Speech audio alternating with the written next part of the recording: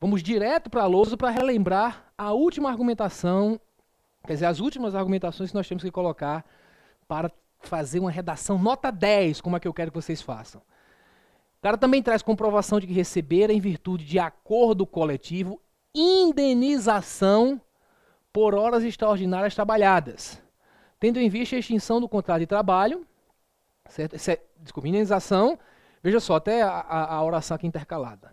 Comprovação de que receberam em virtude de acordo coletivo, houve acordo coletivo e por conta desse acordo ele vai receber indenização por horas extraordinárias trabalhadas. Isso é uma coisa. E tendo em vista a extinção de contrato de trabalho, demissão por justa causa, fez alguma merda e foi demitido, recebeu indenização de férias proporcionais. É aquela história, foi demitido em, vamos lá, setembro, vamos lá em agosto, no fim de agosto, mês do desgosto, faltavam 4 meses para o ano terminar, mas ele já tinha passado 8 meses, então ele tem uma proporção de férias. Para ter férias não precisa um ano, né? Então ele já tinha 8 meses, então ele vai ter uma indenização. Já que ele não vai tirar férias mais, já que foi para a rua, ele vai receber uma grana como indenização por horas trabalhadas, certo? Desculpa, indenização de férias não gozadas, certo? Férias proporcionais, proporcional ao tempo que ele ficou na empresa. Preste atenção aqui no fio da meada. Existem várias súmulas do STJ tratando dessa matéria, inclusive 2 delas fundamentam diretamente os dois posicionamentos que vocês têm que adotar quanto às verbas que compõem esse item. Mas eu não quero que vocês simplesmente memorizem súmulas. Isso é importante também conhecer para saber o que o STJ pensa, conhecer as súmulas tributárias. Mas é fundamental que vocês entendam o raciocínio que levou a corte a elaborar tais súmulas. Até porque essa questão não pede apenas que você diga que é isento ou não. Pede também que você enquadre essas verbas, diga a natureza jurídica dessas verbas. Quando eu falo em natureza jurídica, é porque você tem que dizer se a verba tem natureza remuneratória ou indenizatória. Porque o que é que aconteceu na prática brasileira? O judiciário começou a dizer que indenizações estão isentas de imposto de renda. A gente da área fiscal, hoje eu estou no Ministério Público, mas me considero a origem de área fiscal, né, porque estudei bastante contabilidade para passar nos concursos de técnico, de auditor que fiz. Como vocês estudam pra caramba também contabilidade, tenho certeza. Como a gente estudou contabilidade, a gente tem uma noção muito especial de patrimônio.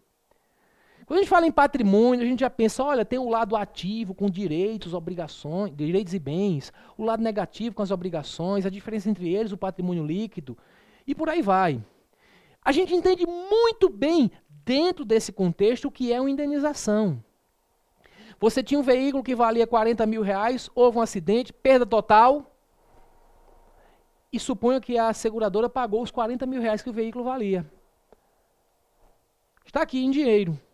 Você que estuda contabilidade, você sabe que isso traz para o patrimônio do sujeito uma mudança, ou não traz mudança nenhuma, só mudança qualitativa. Muda a qualidade dos bens que compõem o patrimônio, mas não muda nem o lado ativo, nem o lado passivo, nem o patrimônio líquido. Você chama isso de fato contábil permutativo. Permutaram-se elementos que compõem o patrimônio do sujeito. Saiu um veículo de 50 mil, de 40 mil, entrou o dinheiro valendo 40 mil. Agora está lá na conta banco, conta movimento, ou lá na conta caixa, simplificando até, 50 mil a mais. Mas lá embaixo, no ativo permanente, zera aquela parte de veículos. E quando você soma tudo, dá a mesma coisa. O patrimônio líquido também dá a mesma coisa. Então, um fato permutativo. Isso é uma indenização de verdade. Sai algo e entra algo para recompor. Só que o judiciário tem um entendimento mais amplo disso. Coisas que trazem para uma pessoa claro aumento patrimonial, o judiciário diz que tem natureza indenizatória, diz que é mera permutação, diz que é recomposição de patrimônio. Porque quando se vai falar em patrimônio para efeito de indenizações, a palavra patrimônio não é usada naquele sentido que a gente usa em contabilidade. É usada no sentido de ser composto por todos os bens jurídicos. Sua honra faz parte do seu patrimônio jurídico. Sua imagem, tudo faz parte do seu patrimônio jurídico. Então, no final das contas, se você sofreu com algo causado por uma outra pessoa, teve um sofrimento injustificado, a pessoa lhe humilhou em público, aí você entra com ação de indenização. Por que aquilo é indenização? Porque vai recompor seu patrimônio jurídico. certo? Seu patrimônio foi atingido, foi lesado e entra uma grana. Agora, se você vai lá na contabilidade, fazendo a contabilidade dessa pessoa, o patrimônio dela aumenta. Porque não é uma conta lá falando moral, tanto, diminuiu 10 mil reais e depois de 10 mil reais veio como indenização, um fato contábil permutativo. Você vê que houve aumento patrimonial.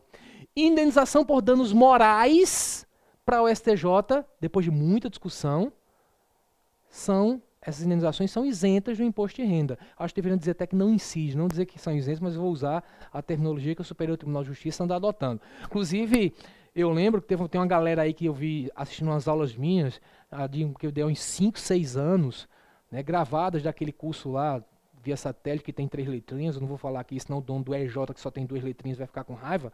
Mas eu vi, a galera gravou o curso, estava vendendo lá na Santa Efigênia, eu passei assim, tem aula do professor Ricardo Alexandre, o cara falou, tem, 10 reais. Eu, meu filho, pelo menos aumenta o preço, né? Não vamos esculhambar tanto assim não. Aí fui embora. Mas o pessoal tava com aquelas aulinhas, não sei como conseguiram, mas há 6, 7 anos tinha decisão do STJ dizendo que incidia imposto de renda sobre indenização por danos morais, usando um raciocínio praticamente contábil. Você foi humilhado, recebeu indenização de 50 mil, seu patrimônio aumentou em 50 mil. Só que o STJ passou a usar mais aquele conceito de patrimônio jurídico. Indenização de verdade, quando é para recompor algo que você perdeu, não tem imposto de renda. Em se tratando de verbas que estão sendo pagas para você, que tenham a ver com vínculo trabalhista, pense o seguinte. Lembre que renda é o produto do capital do trabalho da combinação de ambos. Horas extraordinárias trabalhadas. Ué, produto do trabalho. Não foi trabalhado? Inclusive, essa súmula que o STJ editou veio de um caso da Petrobras.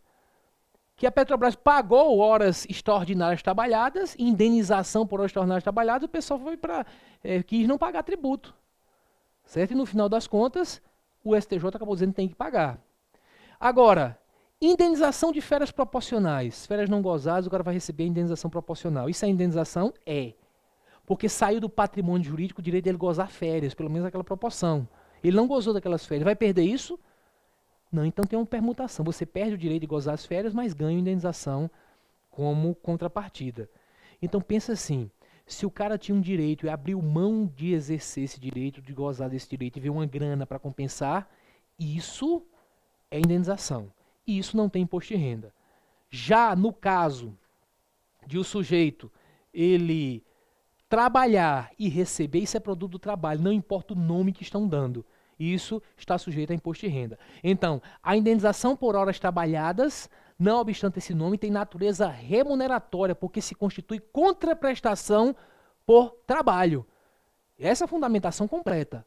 Se fosse um espaço grande, você iria dizer que o fato gerador do imposto de renda era a obtenção, era a disponibilidade jurídica ou econômica de rendimentos ou proventos de qualquer natureza. E que como rendimentos se incluem o produto do capital do trabalho da combinação de ambos.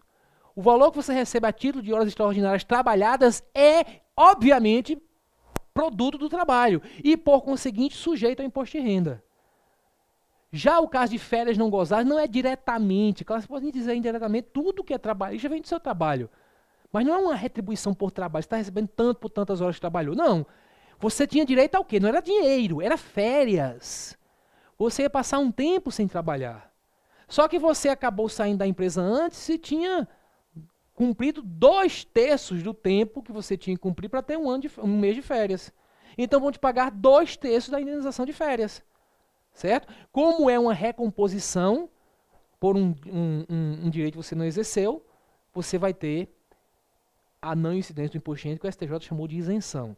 Então você vai dizer que a indenização por horas de trabalho tem natureza remuneratória, é contraprestação pelo trabalho, e o valor pago como indenização de férias não gozadas é efetivamente uma indenização, uma vez que vem a recompor o patrimônio jurídico do trabalhador que tinha sido atingido pelo não gozo das férias. Então tem natureza indenizatória. E qual é o enquadramento?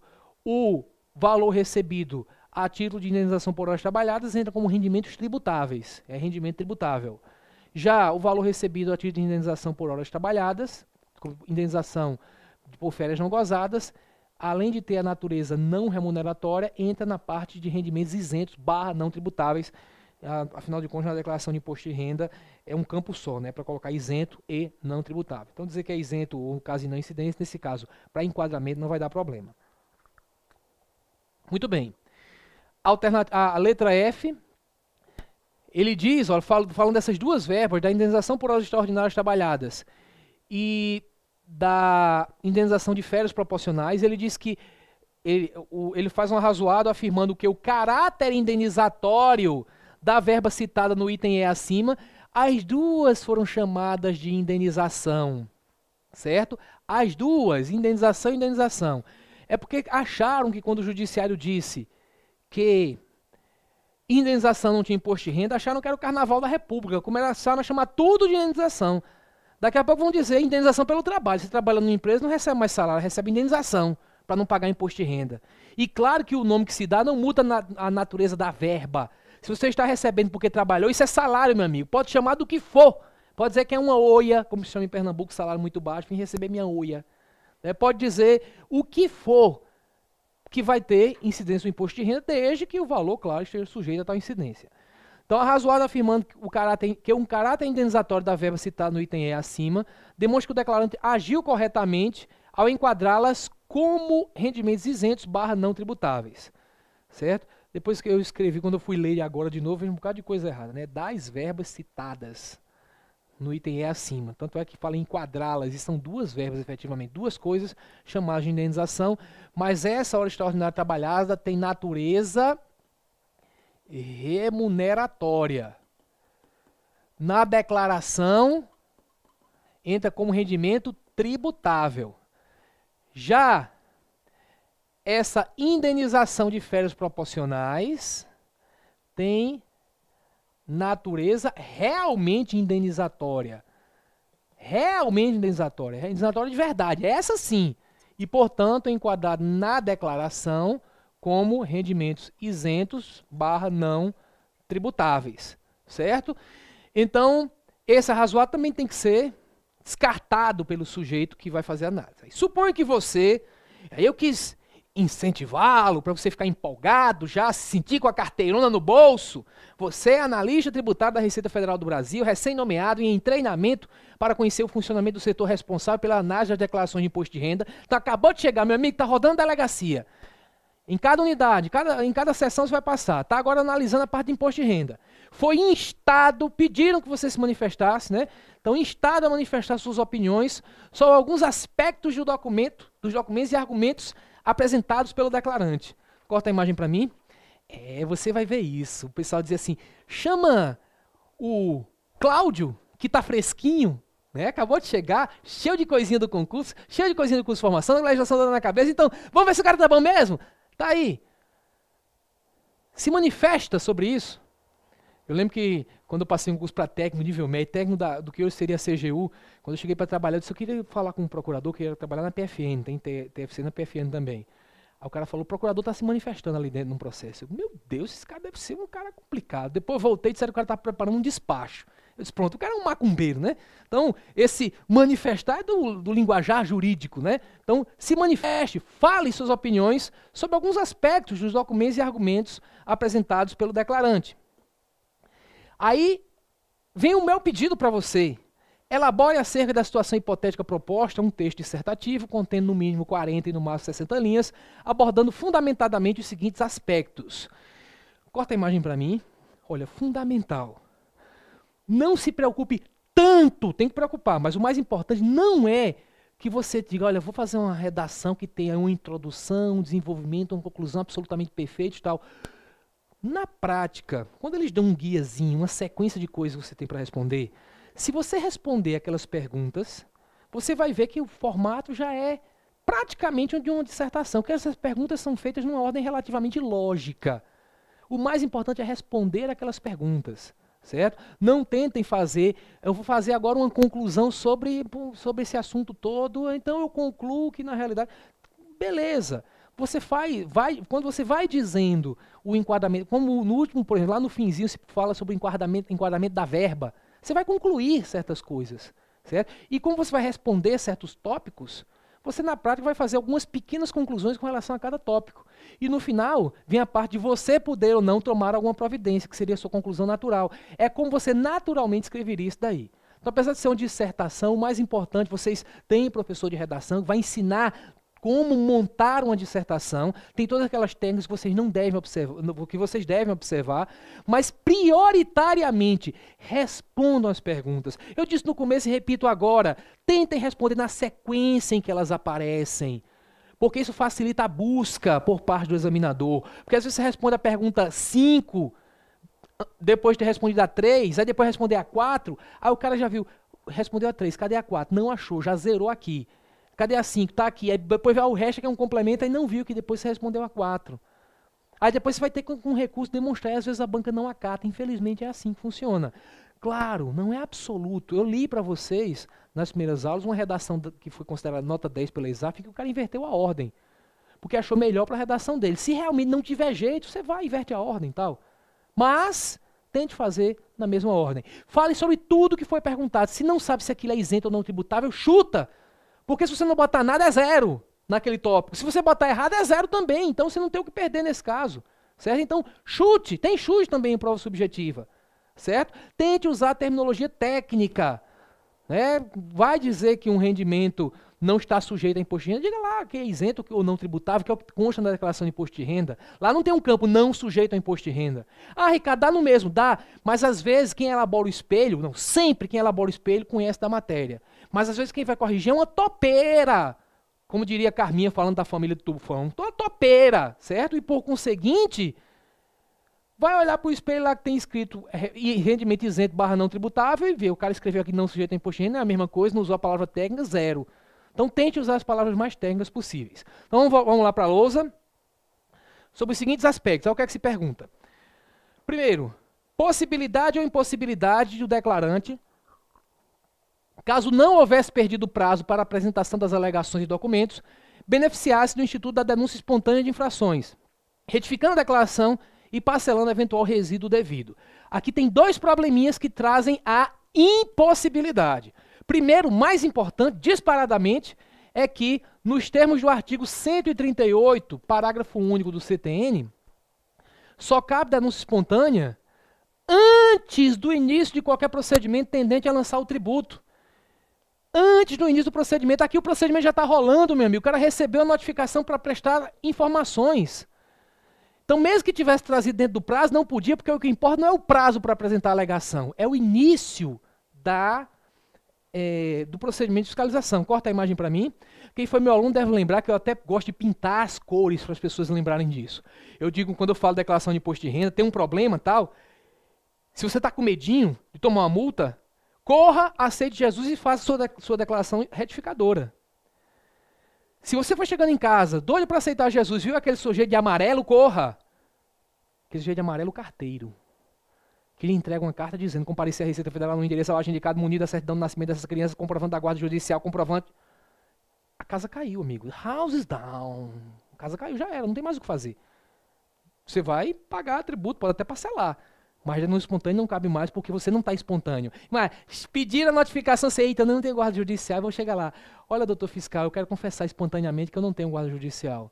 Claro que não, isso não é mais espontâneo. E o artigo 138, parágrafo único, fala exatamente assim. Não se considera espontânea a denúncia formulada após o início de qualquer procedimento. Vamos lá. Mas eu disse que eram 2 problemas. Mesmo que fosse possível denúncia espontânea nesse caso, o que aqui só se admite por amor ao debate, né? Mesmo que fosse possível, também não seria cabível a denúncia espontânea por outro motivo. Mesmo que o cara apresentasse antes do procedimento, não poderia apresentar e pedir parcelamento. Porque no caput desse artigo 138 se fala que o cara tem que confessar, fazer a denúncia espontânea, nome desgraçado, deveriam chamar de confissão espontânea, né? Porque ninguém denuncia a si mesmo, é uma confissão. Ela deve ser acompanhada, se for o caso, do pagamento. Então não adianta pedir parcelamento. Então, não pode, A1, porque já havia sido notificado o contribuinte, né, para prestar esclarecimentos, e A2, porque, mesmo que fosse possível, não há benefício de dano espontâneo quando o sujeito parcela eventual resíduo devido. Ele tem que fazer o pagamento. Então, esses são os motivos, nós vamos ver que eles foram colocados na folha no espelho de resposta. 2. Possibilidade ou impossibilidade de a autoridade competente analisar os argumentos e documentos apresentados fora do prazo concedido pela autoridade fiscal. Verdadeiro. Possibilidade. É possível, sim, tendo em vista o princípio da verdade material. Isso aqui é mais uma questão de direito administrativo, né? Você saber que a busca da verdade vai predominar. A frase correta é dizer, em se tratando de processos administrativos, impera ou impõe-se o princípio da verdade material, resultando na necessidade, praticamente uma obrigação, né, de a autoridade analisar documentos, mesmo que apresentados de forma extemporânea, documentos que colaborem para a descoberta da verdade que vai orientar a solução do processo, certo? Possibilidade ou impossibilidade, a autoridade competente analisar argumentos e documentos apresentados fora do prazo, então a resposta é pela possibilidade. Depois, possibilidade ou impossibilidade, a autoridade fiscal acatar os argumentos do declarante, né? Desculpe a vergonha que eu estou passando, fui eu mesmo que fiz isso, tá? Do declarante ou apresentados pelo declarante, no item D acima, com abordagem expressa de cada subtópico. Expressa de cada subtópico. Porque um tópico fala, tenho documentos, outro tópico fala, é inconstitucional, então cada tópico. Nós já comentamos isso aqui, daqui a pouco a gente vê na folha de resposta. Depois, natureza jurídica das verbas do item E. Analisamos agora há pouco, né, no começo desse bloco. Um é indenizatório, outro não é. Certo? E correto enquadramento dos valores na declaração de imposto de renda. O que é indenizatório entra como rendimento isento / não tributável. O que não é, entra como rendimentos tributáveis. Depois, possibilidade ou impossibilidade de autoridade fiscal competente, diante da qualidade técnica do texto que você, novato, mas já destacado analista tributário da Receita Federal do Brasil, redigiu analisando os tópicos acima. Possibilidade de autoridade. Diante disso tudo, diante de ter descoberto que você é a tampa de crush, o último biscoito do pacote, ela, a autoridade fiscal, lhe delegar formalmente a atribuição para lavrar autos de infração. Aí não, amigo. Lavrar autos de infração, por mais que vocês não gostem, vocês vão odiar quando forem analistas, vocês vão querer arrancar com os dentes as regras que falam disso, mas lavrar auto de infração é competência exclusiva do auditor fiscal da Receita Federal do Brasil. Como isso é lançamento, aplica-se o CTN 142, que diz que o lançamento é privativo da autoridade administrativa. Quem já leu meu livro, primeiro, parabéns. Segundo, deve ter visto que lá eu falo claramente que essa atribuição, apesar de ser chamada de privativa, ela é indelegável, não pode ser delegada, nem é sujeita à avocação, ninguém pode avocar essa competência, tá? Então, delegar a você a possibilidade de lavrar de infração, constituindo eventuais créditos tributários, isso é claramente lançamento, referente a tributos e multas cujos fatos geradores sejam apurados na análise de declarações retidas em malha. Quer dizer, pô, esse cara foi bem, é a verdadeira Luísa voltando do Canadá. Por conseguinte, vou colocar ele para lavrar de infrações com relação às declarações retidas em malha. Tá fresquinho, mas tá bom, né? Não pode porque é indelegável. Então aqui é impossibilidade.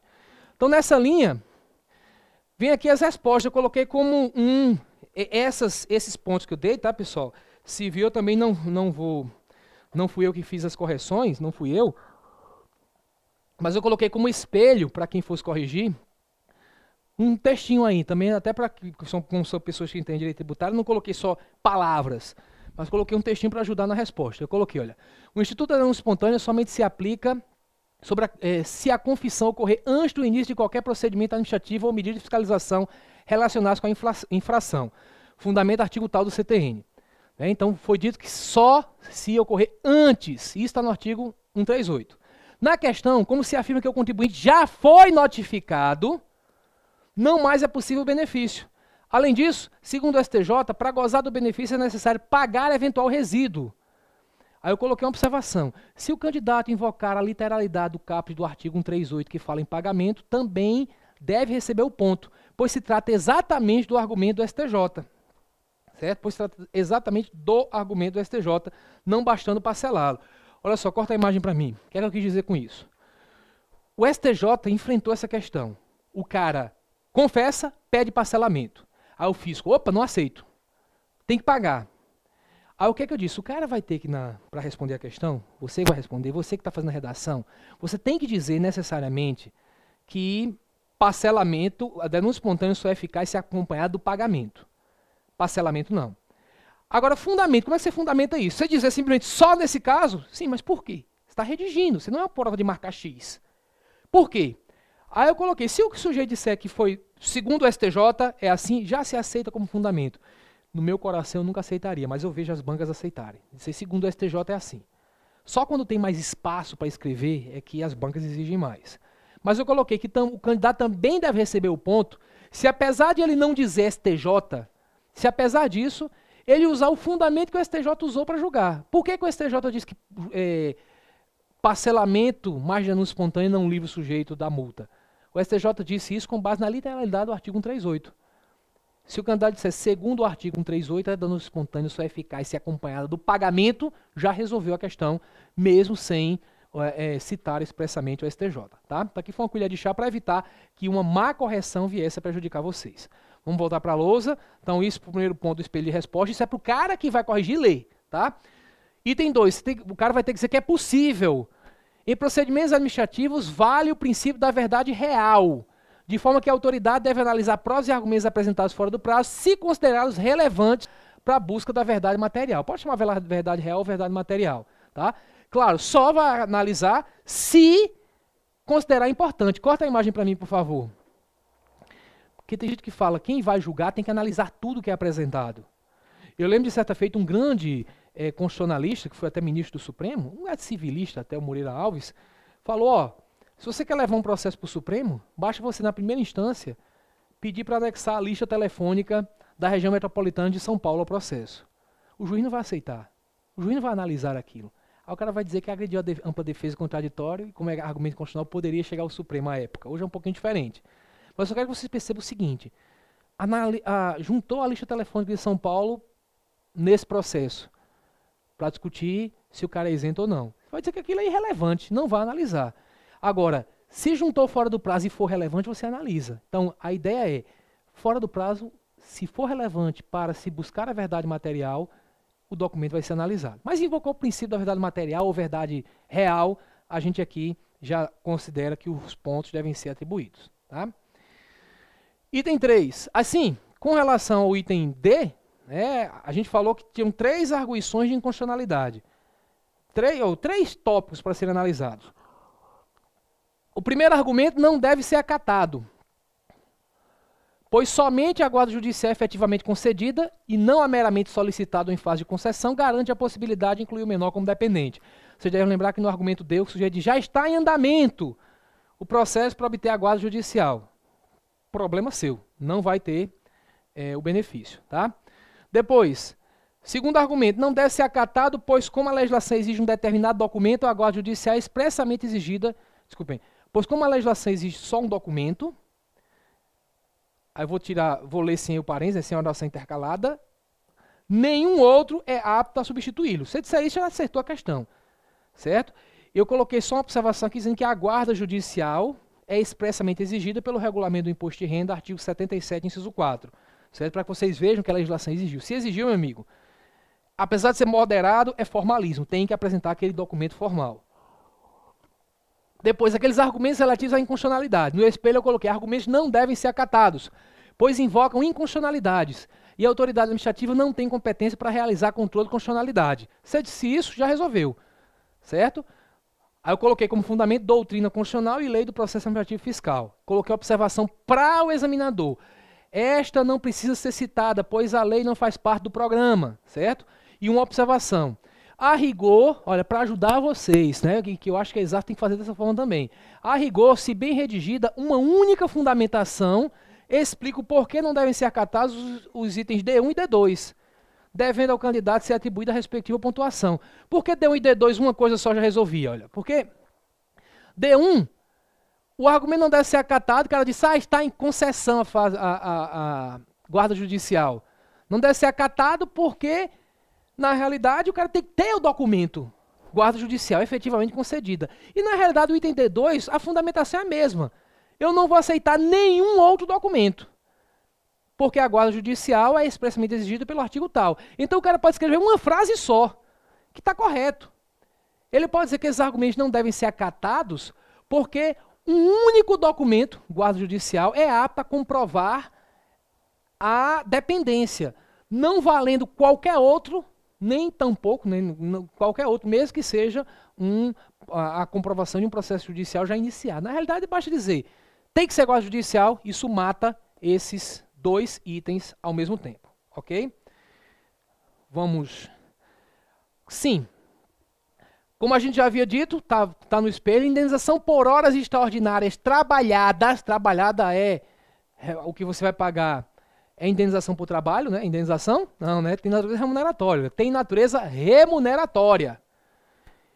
E se enquadra na declaração como rendimento tributável. São essas palavras-chave, né, que o cara vai olhar. Remuneratória e é tributável. Já a indenização de férias proporcionais tem essa indenização de férias proporcionais, essa tem natureza indenizatória de verdade. Não é porque chamou de indenização primeiro que é indenizatório, não. Pode chamar o que quiser, você vai ver se efetivamente é uma recomposição patrimonial. E se enquadra na declaração como rendimentos isentos, como rendimento isento barra não tributável, certo? Eu coloquei, atribui a pontuação específica para a menção da existência de súmulas do STJ nesse sentido. Seria interessante você dizer, até porque a gente não dividiu aqui a pontuação, achou melhor manter-se dessa forma, né, mas é bom, seria interessante dizer que existem súmulas do STJ nesse sentido. Vocês vão ver, inclusive, existem 2 súmulas do Superior Tribunal de Justiça falando exatamente da incidência num desses casos e a não incidência no outro caso. Ok? 5. É a pergunta se você, analista, pode fazer o lançamento, se pode ser delegado para você. A resposta é impossibilidade, porque a competência para lançamento é indelegável. Se você disser que essa competência é exclusiva da autoridade fiscal, também está correto, mostrando que ela não é suscetível de delegação. Se usar a palavrinha privativa, coloque privativa e insuscetível de delegação, né? Porque a palavra privativa pode levar o intérprete a achar que você está dizendo que é delegável. Porque, como vocês devem lembrar, em direito constitucional a gente chama de privativo o que é delegável e exclusivo o que é indelegável.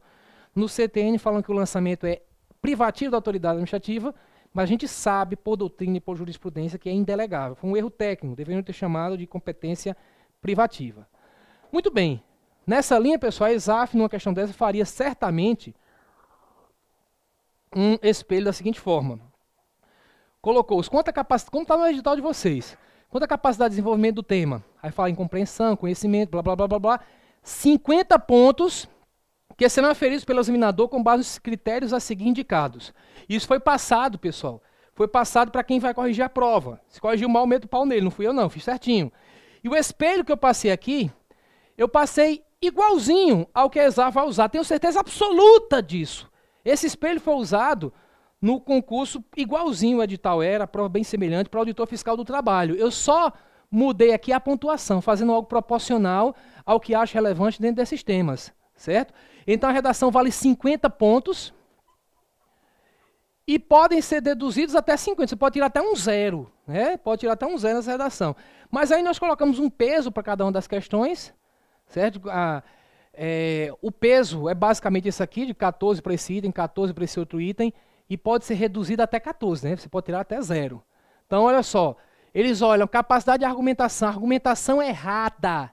Errada. Você dizer, por exemplo, que como a verba indenização tal é chamada de indenização, então é isento. Isso é argumentação errada, não importa o nome, certo?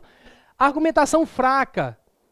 Você dizer que o valor recebido não repercute no patrimônio. Você pode dizer até que não repercute no patrimônio material. Por isso que, então, o ideal é colocar da maneira que a gente colocou, né? Argumentação insuficiente. Você colocou pouca coisa e simplesmente não há repercussão patrimonial por conta disso. Então foi insuficiente. Você não declarou que tipo de repercussão seria essa. Não mostrou que, não falou que o imposto de renda, nesse caso aí, o imposto de renda teria como fato gerador o aumento do patrimônio. Então você teria uma argumentação suficiente e falaria sobre todos esses aspectos. Claro que não tem tudo isso no espelho de correção, porque não há espaço.